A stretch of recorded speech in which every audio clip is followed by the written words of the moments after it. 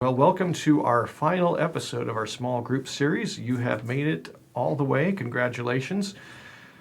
Ken, would you go ahead and read to us out of the book of Esther? Esther chapter 1, verses 10 through 12. On the seventh day, when the heart of the king was merry with wine, he commanded Mehuman, Biztha, Harbona, Bigtha, and Abagtha, Zethar, and Carcas, the 7 eunuchs who served in the presence of King Ahasuerus, to bring Queen Vashti before the king with her royal crown, in order to show the peoples and the princes her beauty, for she was lovely to look at. But Queen Vashti refused to come at the king's command delivered by the eunuchs. At this, the king became enraged, and his anger burned within him. All right, so we have kind of at the beginning of the book of Esther a setup that was seen completely differently back in the day and age it was written in versus today. The setup back in this day and age would be that the king has provided for the queen. He has made her beautiful and provided all the clothing and the beauty treatments and the jewelry and all that kind of stuff for her to be beautiful. And now he wants the world to see that beauty. He's proud of it. And she's refusing. And so I think that in the day and age this was written, what this would communicate would be her ingratitude and her disobedience. Today we read it with a much different look. And so what do you think that a lot of people, some theologians, Bible scholars, but a lot of popular Bible teachers, how do they read it? Well, the king's a drunkard, and he's requesting some pretty unreasonable things, and the queen is in her right to refuse. Yes. She's got autonomy, and she's got her own goals, so it would be appropriate for her to refuse the king because he's unreasonable. Yeah.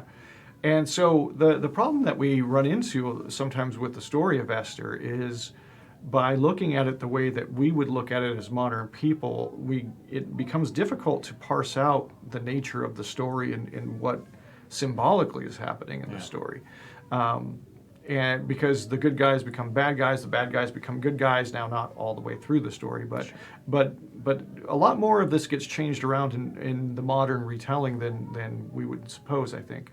And so really, this story, what's the purpose of it? When we look at the overall, this is our last book in this Old Testament series, and this takes place about 100 years after the exile. So this is really late in the Old Testament history.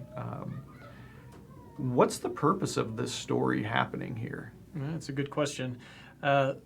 I was reminded in preparation for the study that God is not mentioned in this story at all. And so the question is, as you just mentioned, what's he doing here, right?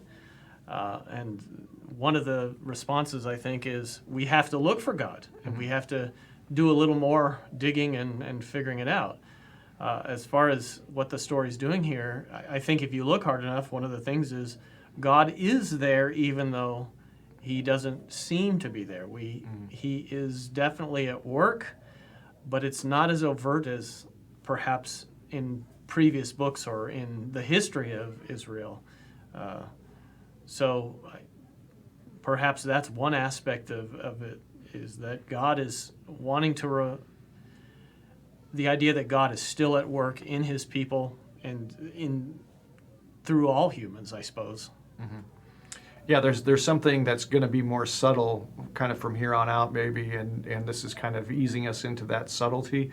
But I think one of the things that we get lost in our modern interpretation of this is that in the Old Testament, as well as in the stories of Jesus, if there's a king, that king represents God, and if there's a queen, that queen represents God's people. So if that's the case, then what should we be seeing symbolically in this story? The king is in charge. There's a hierarchy, and when the king says do, we say, I'll do it. Okay. How high? uh, there's some passages in the Bible that speak to God's relationship to his people, and that he finds them basically thrown out after birth, and they're just basically thrown out on the side of the road, haven't been cleaned up, haven't had any of those things done, and then God cleans them up and washes them off and gives them kind of food and clothing, and then comes by later when the woman or the people of God are ready for marriage. They're old enough for marriage, and he puts a ring on their finger, a ring on their nose, earrings, necklaces, beautiful clothing, dresses them all up, makes them beautiful. And then, you think, oh, this is a great story. And then basically says, and then you went off and you basically prostituted yourself to everyone. But instead of making them pay you, you paid them. And is there any tie-in here to the story? I don't want to just limit it to the queen, but in regards to the story, the queen has a choice. She can be submissive and obedient, or she can rebel. And I guess it's probably more than that, but that's certainly the main thing that comes to my mind. She has to choose whether she's going to do what the king wants.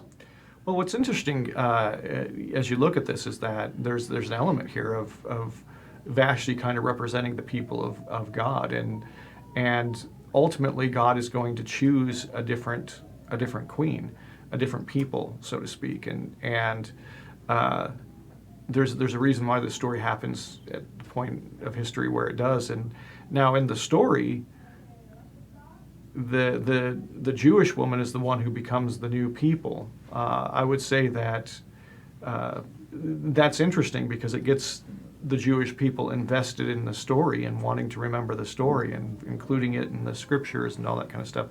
Especially when I think they were going to be eradicated. Right. That he rescued not just, well, I guess ultimately from being just completely obliterated. Yeah. But in the symbolic aspect of the story, I think that there's an element of the Jewish people are the ones that are being not faithful and are being put aside, and so there's a transition that will happen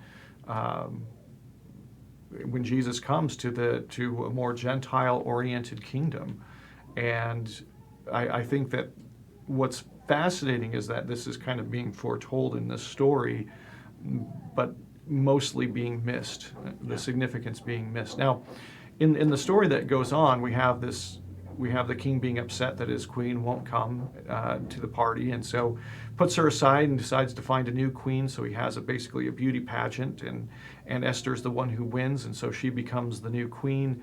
But there's another story going on between a guy named Mordecai and a guy named Haman, and Mordecai is a Jewish guy and related to Esther, and Haman is a bad guy. He's actually a Canaanite, and that's important symbolically.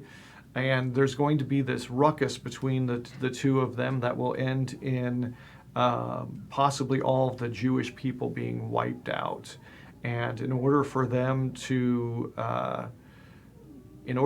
not be wiped out, in order for the people to be saved, what needs to happen? Well, so what happens? Haman convinces the king to write a law that certain people should be destroyed. They happen to be the Jews, and so the king, I think he's kind of tricked into it, right? Yeah, Esther will basically come to the king and say, hey, you want to come to a party, and then you want to come to another party, and then, hey, this guy Haman is working to kill us all, and he's not for you, and that's the way the story will kind of unfold. Symbolically, what should we take from this story? Is there anything more happening than just relating to us the details of what happened from a historical perspective? Well, I think that God's plan is in play, and he's going to work that out. You can be a willing participant or an unwilling participant. I think that Mordecai and Esther wanted to preserve themselves, obviously, but the Jews entire, and also wanted to make sure that the king was protected, and so they were in service to the king. And ultimately, Haman wanted to take advantage of anybody. I think the king, as well as the Jews and anyone around him. I suppose we can either be in service to the king willingly, or we will serve his purpose to our own detriment. And I think Haman ends up being killed on the very thing that he wanted to kill Mordecai on. Yeah. I think that it's interesting that salvation comes through the bride here, and Jesus talks about in the New Testament handing the church the keys of the kingdom, and really that's kind of how it plays out in this story, that the people who are saved through the work of the queen, and there's this element of that the church is going to be the thing that is salt and light on the earth, that God is making his appeal through us, and it's really important to see her in light of, I think, the church's role.